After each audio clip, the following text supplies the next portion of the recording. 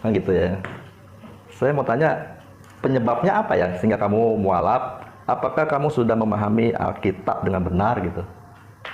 Apa yang kamu pelajari sebelumnya sehingga kamu mualaf? Yesus kan tidak pernah mengklaim dirinya adalah Tuhan. Memang Ya, betul. lalu? Dikatakan, aku dan Bapa adalah satu, aku adalah jalan kebenaran dan hidup. Dan selalu dikatakan Ya. bahwa Yesus itu adalah penolong dan keselamatan kita karena dia telah menebus dosa kita. Tetapi kalau Ya. kita baca baik-baik, itu tidak ada konteksnya penebusan dosa itu tidak ada. Ya. Yesus itu dihukum karena dia itu mengaku dirinya adalah anak Allah. Itu poin yang pertama. Terus yang kedua, yang berhak mematikan dan menghidupkan manusia itu hanyalah adalah Allah saja, Allah Bapanya. Yang mencabut nyawa Yesus siapa? Allah Bapanya. Terus yang membangkitkan siapa? Allah Bapanya. Tetapi konteks kebangkitan di sini juga nggak ada. Assalamualaikum warahmatullahi wabarakatuh. Masih kembali di channel terbaru saya. Terima kasih kepada teman-teman masih setia menonton, mendukung, menyaksikan konten-konten dari channel ini. Jadi tentunya kita sudah mendengarkan bagaimana cuplikan videonya. Ada satu pertanyaan yang cukup menarik ditanyakan kepada seorang mualaf ini. Apa alasannya Anda mualaf? Apakah Anda ini sudah memahami Alkitab sehingga Anda menjadi seorang mualaf?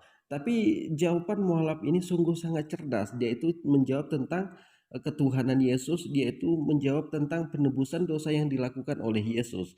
Tapi di sini ada pertanyaannya yang salah. Ini memang sengaja disalahkan atau memang si penanya pun kurang paham dengan pertanyaannya. Jadi kepada teman-teman di sini jangan kemana-mana dulu. Silahkan tonton sampai selesai agar kita tidak gagal paham. Tapi sebelum kita lanjutkan, silahkan klik tombol subscribe-nya, bunyikan tanda loncengnya, dan silahkan dibagikan videonya. Selamat menyaksikan. Kan gitu ya. Saya mau tanya, penyebabnya apa ya sehingga kamu mualaf? Apakah kamu sudah memahami Alkitab dengan benar gitu? Apa yang kamu pelajari sebelumnya sehingga kamu mualaf? Oh, aduh, kenapa mesti ditanya lagi ya? Kan banyak itu apanya tuh. Tapi yang saya mau poinnya tanya aja tuh ya. begini. Poinnya aja ya. Poinnya Iya, aja. apa-apa. Oke. Makasih Bang Fadli. Jadi yang mau tanya saya, yang pengen saya tahu tuh begini. Soal kamu ada di Muslim itu bagi saya nggak masalah. Tetapi apakah kamu sudah mengerti tentang Alkitab atau tentang kebenaran di Alkitab atau tentang keselamatan yang ditawarkan oleh Alkitab? Apakah kamu sudah mengerti sekali sehingga kamu pindah gitu? Tapi kalau kamu belum mengerti, pindah itu disayangkan. Tapi kalau kamu sudah mengerti sekali tentang keselamatan apa yang ditawarkan oleh Alkitab, lalu kamu pindah, ini disayangkan. Kalau kamu sudah mengerti ya. Tapi kalau kamu belum mengerti ya wajar aja. Kita tahan sejenak pertanyaannya. Kalau kamu belum mengerti tentang Alkitab, terus pindah itu disayangkan. Tapi kalau kamu mengerti tentang Alkitab, terus kamu pindah itu tidak masalah. Jadi penanya ini memang sengaja ditanyakan seperti itu atau memang ada unsur yang lain.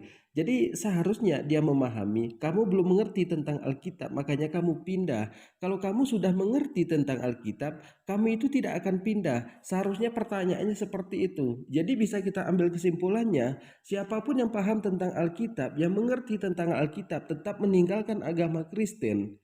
Jadi seperti itu inti dari penanya ini. Kita lanjutkan. Nah, pertanyaan saya, menurut kamu keselamatan di Alkitab itu apa?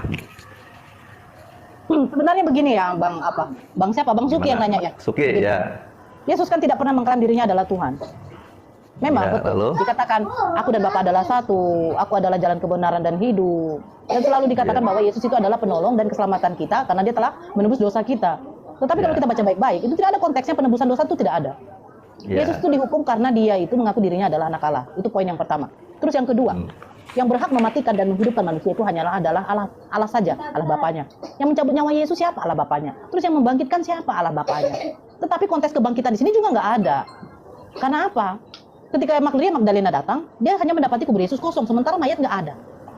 Kalau memang dia betul-betul seorang Tuhan, dia harus menunjukkan kekuasaan dia. Sementara dia mengatakan, Yohanes 5:30 kan tadi udah dibaca nih. Aku tidak dapat berbuat sesuai kehendakku sendiri. Jadi poin di sini Yesus menjadikan dirinya Tuhan itu di mana? Nggak ada.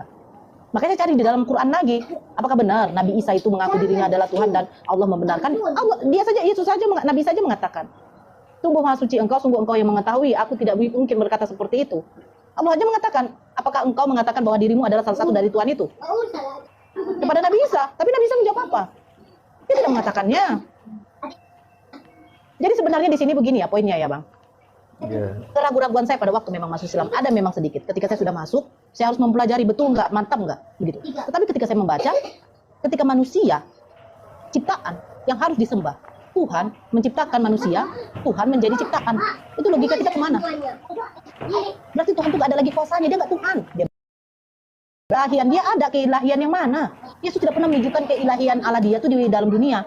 Pada waktu dia membangkitkan Lazarus saja dia berdoa, ya Bapa, aku mengucap syukur kepadamu karena engkau telah mendengarkan aku.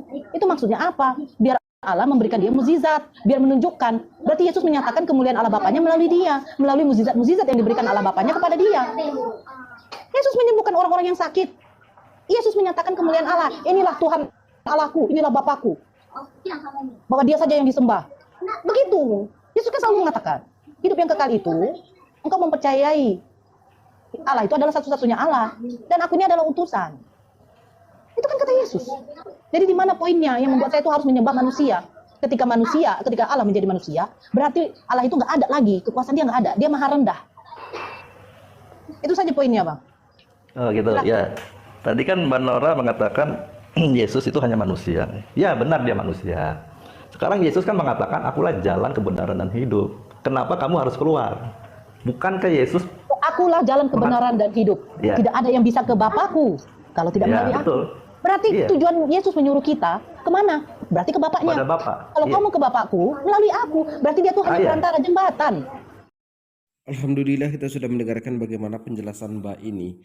Jadi kalau kita dengar dari penjelasan saudara kita ini Kristen, di mana mereka itu mengatakan Yesus itu disalibkan untuk menebus dosa manusia, untuk menghilangkan hukum Taurat, untuk menghilangkan kutukan. Jadi itu yang dilakukan oleh Yesus itu ketika disalibkan. Jadi buat teman-teman sekalian di sini, Yesus itu disalibkan untuk menebus dosa manusia. Ini kan penjelasan dari Paulus, sedangkan Yesus sendiri mengatakan dia tidak pernah melakukan penebusan dosa.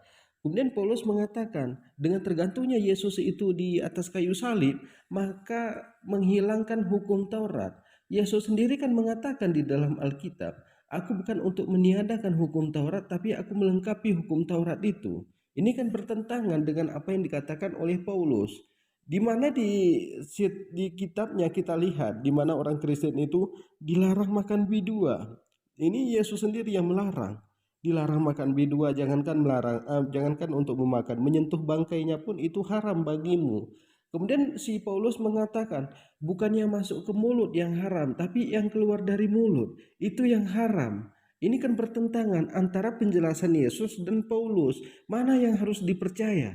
Bagi orang Kristen lebih percaya dia kepada Paulus. Kenapa? Karena Paulus itu membebaskan, tidak ada larangan, semuanya bebas. Terserah mau ngapain. Jadi ini kan aneh ini. Jadi buat teman-teman sekalian di sini, inilah perbedaan kita dengan mereka. Mereka lebih mendengarkan apa yang dikatakan oleh Paulus. Makanya kita itu lebih Kristen daripada orang Kristen sendiri. Kita itu tetap menjalankan apa yang diperintahkan oleh Yesus itu. Jangan makan bidua, jangan makan minuman miras, tetap bersunat, tetap berkerudung, berhijab. Itu kita lakukan. Tapi orang Kristen lebih mendengarkan apa yang dikatakan oleh Paulus. Assalamualaikum warahmatullahi wabarakatuh.